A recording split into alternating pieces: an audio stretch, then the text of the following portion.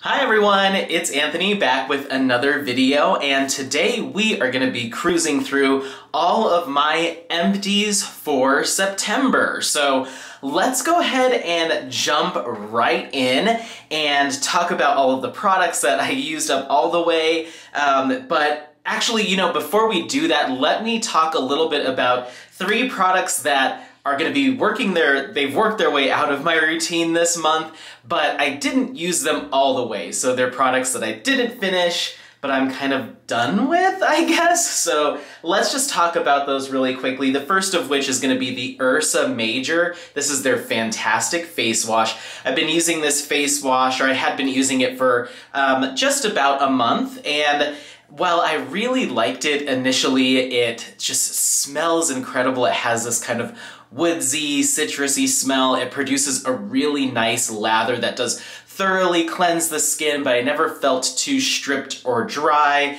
This is a pH balance cleanser. After about, I want to say, week 2.5 to week 3, I started to see an increase of redness on my cheeks, especially on the areas where I shave, even on my neck and temples, and just my skin in general started to look a little bit more inflamed, maybe a little bit oily, or as if my skin was kind of trying to protect itself in some form or fashion. It just looked a little kind of puffy, I guess, especially on that like third week going into the 4th week. And so pulled it from my routine. Things started to calm down. I was using a different cleanser in the meantime, worked it back into my routine just to kind of see, and the same cycle started to happen. Things started to pick back up with the redness and the sensitivity. So this was kind of the nail in the coffin, so to speak, in regards to my thoughts on citrus-based essential oils specific to my skin.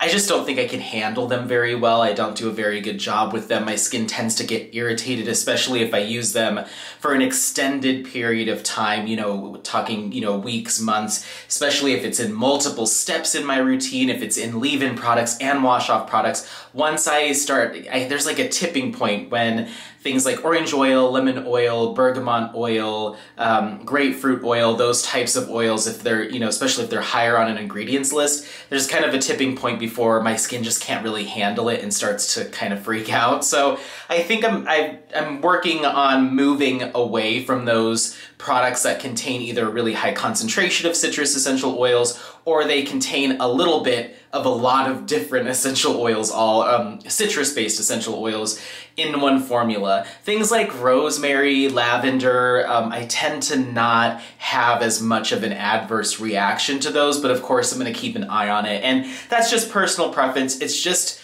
from the trends that I'm seeing with my skincare routine and the results I see, that's kind of the trend, is having some irritation from those particular ingredients. So I think I'm going to start moving away from them. So this one, there's still probably about half of the bottle left. So I'm going to see if I have a friend or family member that might be willing to give it a try, or has used this product before and really likes it. So I'm setting this aside. The next one is the I'm From Fig Boosting Essence.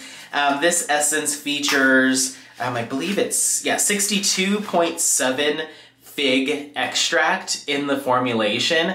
There's also some deeper hydrators in here as well. You have soybean seed extract, dimethicone in here, so some occlusive emollient ingredients, moisture locking ingredients essentially. And so this is a fairly watery essence, but once you get it on the skin, it provides some pretty nice hydration, but it also has this kind of emollient, almost moisture locking feel to it.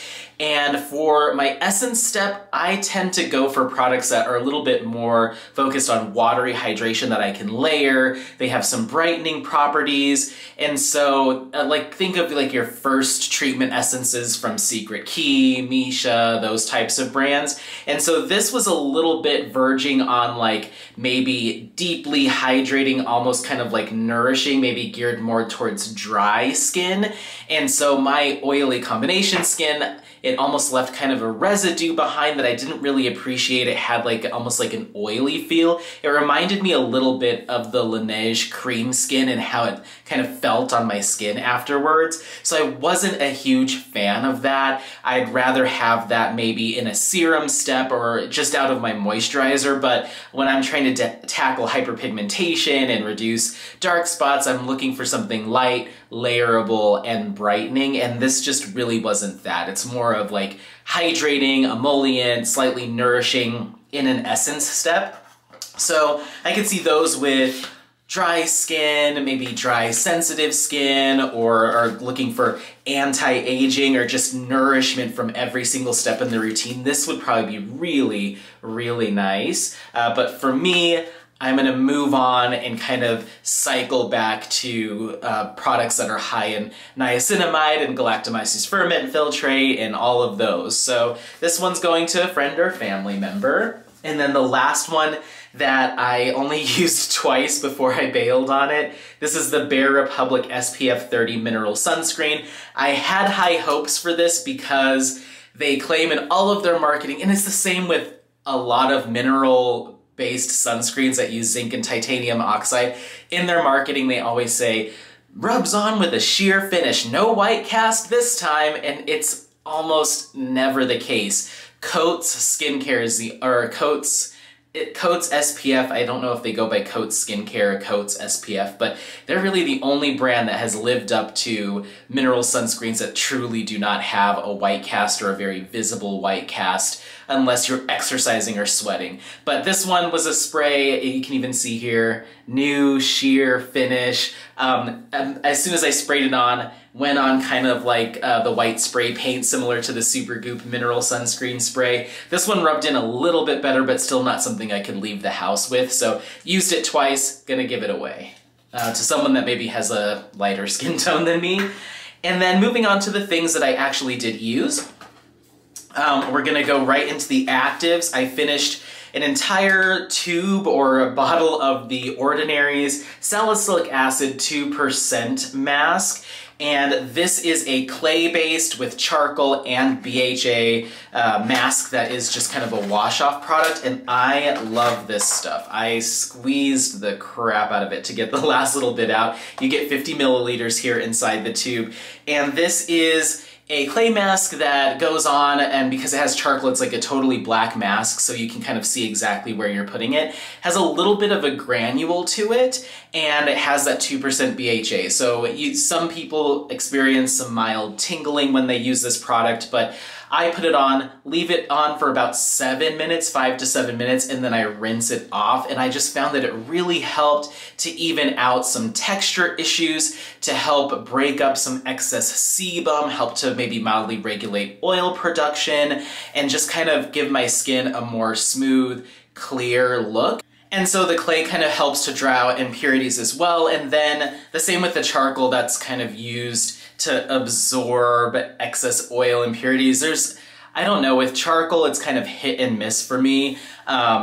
It just depends on how it's formulated and how it's formatted. So I wasn't necessarily leaning on the charcoal for clarifying necessarily in this mask. It was more about the kaolin clay and the salicylic acid. So I really, really like this. It just helps to smooth even my skin. When I rinsed it, the granules from the clay, or that kind of graininess, almost provides a mild physical exfoliation as you're rinsing it, which is nice. So it's almost kind of like a triple threat, but it's very gentle. It's not like a walnut scrub or anything like that. It's very mild. But yeah, I love this. And 50 milliliters for $12 for a chemical exfoliation mixed with a clay mask, mixed with a little bit of a physical exfoliation is a really good deal in my eyes. And I'm already on my, already on my second tube. And then I have, oh gosh, where is it?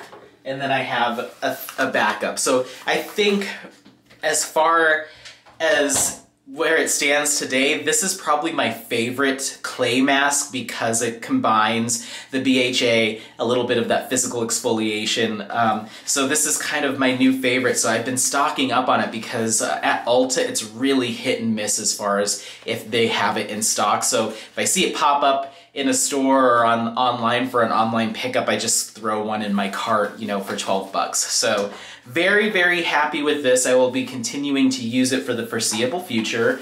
And then the next thing that I emptied was my Curology prescription for this every other month kind of cycle. So there's that.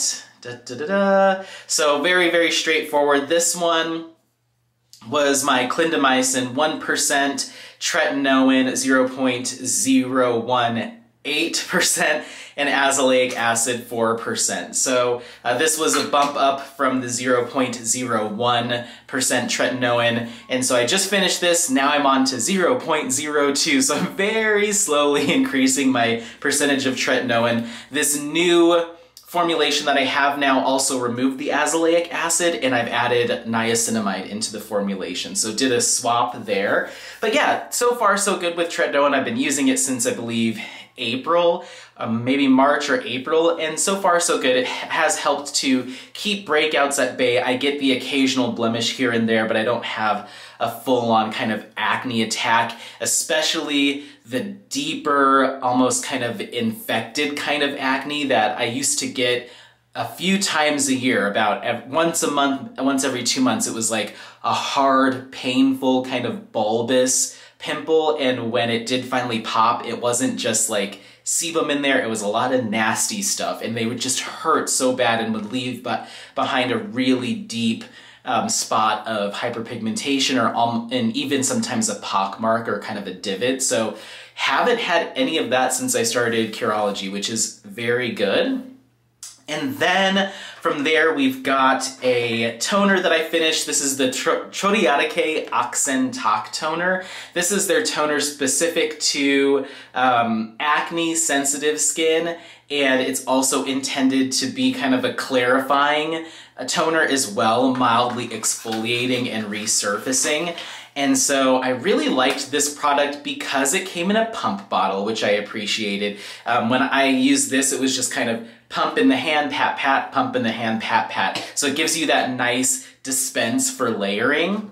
However, it really didn't do much for my skin as far as long-term hydration. Didn't really leave my skin with like a dewy or bouncy feel. Like after you finish a 7 skin method with a really nice hydrating toner, your skin kind of has that like, not sticky, but just kind of dewiness. And I didn't get that. My skin just kind of soaked this in, and it felt like it didn't really feel any different than it did when I started my layers of toner.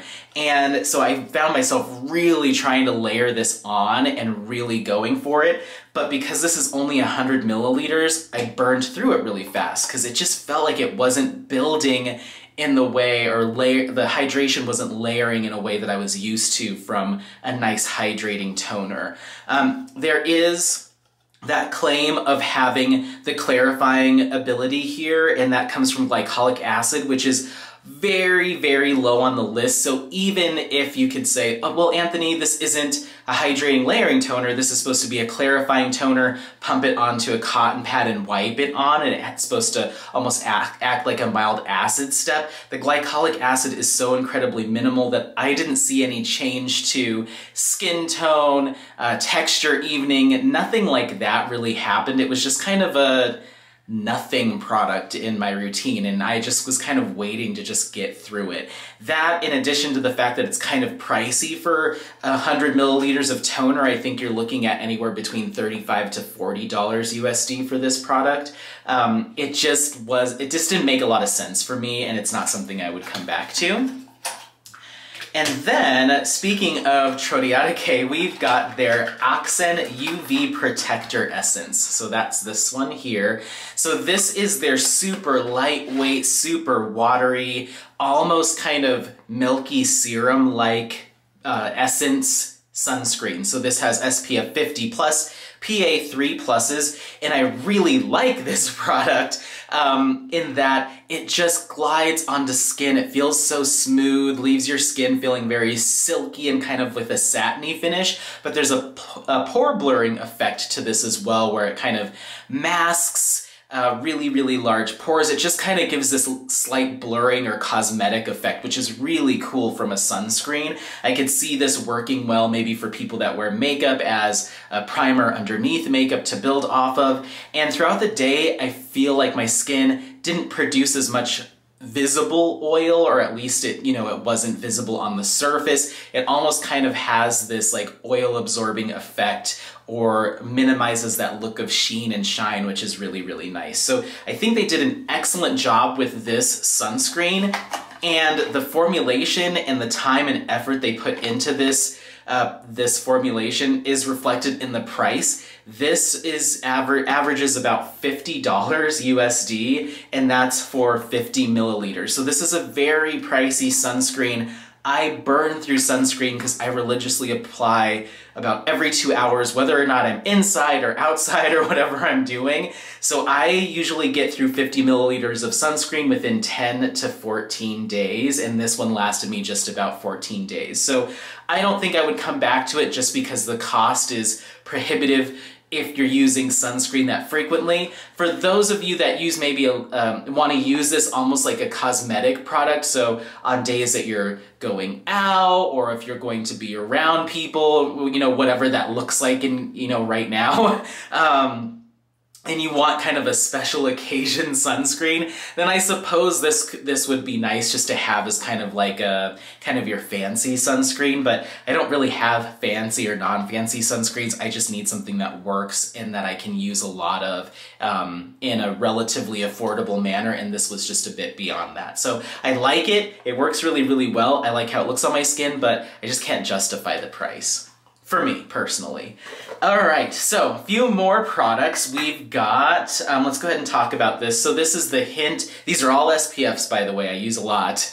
So this is the Hint Sunscreen Spray, SPF 30, and this is in their pineapple scent. And so this is a chemical-based sunscreen, just sprays right on, goes on very clear, no white cast, no pilling, nothing like that. And even though this does have a couple oils in it, and it has the alcohol, the fragrance that they use in this is so strong that it really masks any alcohol scents, those types of things. And it really does smell like a pineapple juice or a pineapple candy, like almost kind of like an artificial scent.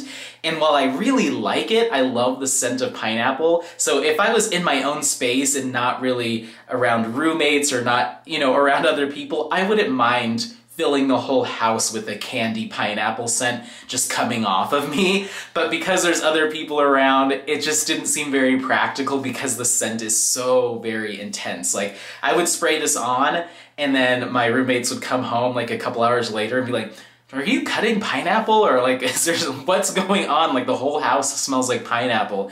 And so it was just too much. I feel like I would get awkward stares walking around with like a candy pineapple scent all day. So I finished it up. You better believe on days where I was out by myself on a hike, or, you know, if I used it first thing in the morning, I used it up because I like it, but I don't think I want something a little bit more neutral and not as intensely fragranced. Maybe something light, but not this intense. So I like it. I think this would be great for kids that want like something that smells kind of fun and fruity and encourages them to apply sunscreen. I think this is a really good option. But as far as a day-to-day, me being an adult and having people around, it was just a little weird. So not necessarily for me. Another sunscreen that is scented that I did like and also features pineapple is the Kula Classic Body Sunscreen. Once again, SPF 30, chemical sunscreen. This is in a tube format, so this is a squeeze to apply, and you get 148 milliliters here, so a nice 5-ounce bottle. Lasted me for a few weeks. Like I said, I burn through sunscreen, especially when I wear shorts. Arms, legs, kind of chest, neck, every 2 hours, every single day. On the weekends when I'm going hiking or if I'm going rock climbing, then sometimes I start applying sunscreen at 7 in the morning and then my last application is at like 6 at night. So you're looking at 5 to 6 body applications per day, depending on my activity level. So I really do use a lot. But this is a pina colada scent. They also have a tropical coconut, and then one more that I have in my stash. I forget what what the scent is. So the other one is Guava Mango. So I'll be testing those soon, but I'm assuming the formulation's the same. The scent probably is really the only major difference, but I loved this one as well. It just really applied super nicely, didn't ever make me feel sticky or goopy. I could put on layer after layer, and I never noticed, you know, any pilling or anything like that. It felt comfortable even when it was hot outside or I was a little sweaty. I just really looked forward to slathering this stuff on. And whereas the pineapple scent from the hint was very intense and strong, this is the pina colada is a little bit more subdued, and it tends to dissipate pretty quickly over the course of, you know, the first 30 minutes to an hour that it's on, and almost leaves behind just kind of a slightly sweet scent. So it definitely wasn't as in your face as the hint product. So just a little bit more approachable, something that I could see myself wearing more frequently year round, and I really got along with it. So A+ to the Kula sunscreen. Another product from Kula that I used is the Kula Lip Luxe Peppermint and Vanilla SPF 30 Lip Balm. So this is a nice, dense, nourishing lip balm. It features quite a few oils, and I believe, yeah, shea butter in here, coconut oil. You also have soybean oil, sunflower oil. It does have a fragrance or a scent or a flavor from peppermint oil. There's some vanilla flavoring in here as well, which I quite like, and I never found it to be drying. Some people have mentioned that eucalyptus peppermint can be a little bit drying, but I didn't really see that. There's enough emollient, nourishing, rich oils and butters in here to counteract if there was a potential for that. And so I found this to be my favorite thus far compared to the Supergoop lip balm and the Sun Bum lip balm, as well as the Supergoop lip. They're like the glosses are a little bit more of the shiny finish. This is just a little bit heavier, a little bit thicker, and I found the nourishment from this to be a little bit longer lasting. So I've got a backup of this that I'll be using. I think this will be really nice for the winter. The only thing to keep in mind, and the reason why I kind of cut my use of this one short, you can see there's a little teensy bit left there at the top, is I left it in my climbing bag and then left my climbing bag in the car while we went for kind of a second hike. And this got really soft and melty, and that clogged up that twist action. So this takes a little bit of work to go up and down, and you can feel that there's some product kind of stuck in that twisting mechanism. So you just want to keep that in mind, and that's the same with all lip balms. You don't want to keep it in a hot car because it will melt down. So that's why I set this one aside, because I was like, hopefully it'll kind of set up again and I can finish it off, which it looks like the mechanics of it are improving as far as that difficulty. So I should be able to get a couple more weeks use out of this, but very happy with this product. As far as all of the SPF-based lip balms that I've used this year, this one's my favorite, and I think overall this one's been my all-time favorite. So very happy with that. And then the final sunscreen we have is from, I think it's Co's, I want to say. It is their Sun Cut UV Protect Gel SPF Sun Cut Aquali UV Protect Gel SPF 50 plus PA+++++.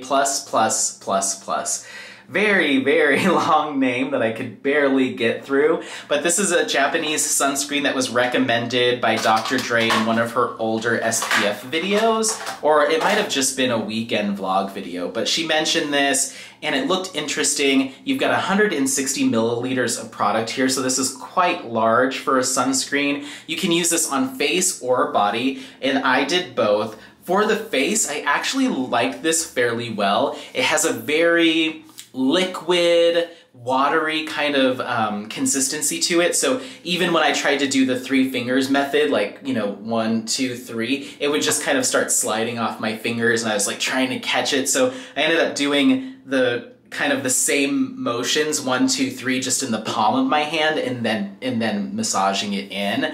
So it's really nice. It does contain alcohol, so that's something to keep in mind. I really don't have an issue with that, especially in sunscreens like this. It's pretty typical, and they just help the product to absorb, create a more lightweight texture, and they, especially for oily combination skin that doesn't do well with like sticky, heavy, greasy sunscreens, it's kind of a godsend to have that alcohol there to kind of lighten things a little bit. And so I loved the finish of this product. It kind of left behind a slightly dewy, slightly satin kind of finish that wasn't sticky, didn't feel suffocating or too heavy, and I could layer without any issue. Zero white cast, which I liked as well. So very happy with this. My only issue is it tended to really sting my eyes, even more so than other chemical sunscreens I've used. My normal way around that is to take some mineral sunscreen, like I have some mineral sunscreen sticks, and I'll just pat that around my eye area. And even though it might leave a little bit of white cast behind, it's fairly minimal since I'm using so little. And that creates kind of like a wall around my eyes. So when I put my chemical sunscreen on, it doesn't travel into my eyes. This Co's product, the Sun Cut, did not care what I put around my eyes to protect them. It would just kind of go whoop and fall right into my eye area, especially on hot days or with mild perspiration. And it was a stinging, but also this dull pain, almost like I had been staring at a screen too long or had been awake too long. It was like this dull kind of ache. Very strange, very uncomfortable. So moved on to using it on my body, and since it's such a decent size, you know, 1, 2, 3, 1, 2, 3, and then like 2 or 3 pumps per leg. And I got some pretty good use out of that. And on my arms and legs, this was great. It felt so comfortable, so lightweight, like it wasn't even on, and totally layerable. So as a body sunscreen, I was very happy with this product.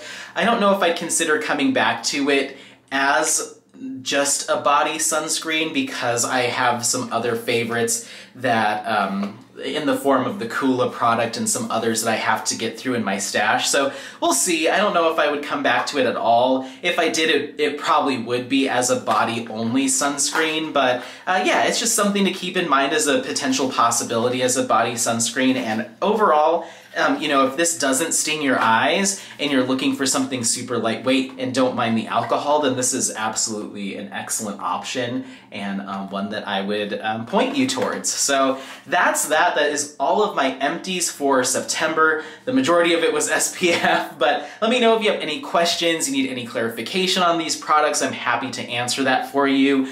Otherwise, thank you so much for watching. Have an excellent October, and as always, stay glowing. Bye.